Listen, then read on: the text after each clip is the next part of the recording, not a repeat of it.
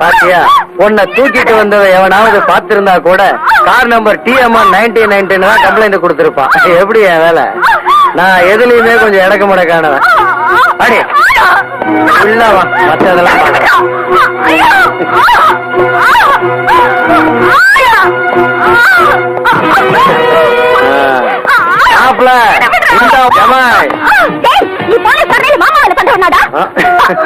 மாமா வேலைன்னா உனக்கு அவ்வளவு கேவலமா போச்சாடி. இன்னைக்கு மாமா வேலை செஞ்சு தாண்டி பல பேர் பெரிய பெரிய பதவியில இருக்கிறான். இது தெரிஞ்சுதான் நான் கல்யாணமே பண்ணிக்கலையே. ஏண்டா இந்த மாதிரி பணக்கார குழந்தைங்க எந்த நேரத்துல எதை கேட்பானுன்னே தெரியும். போதியா, அவளை பாத்துக்கிறேன். நீ கீழே பச்சி வந்தவன பரப்பைய.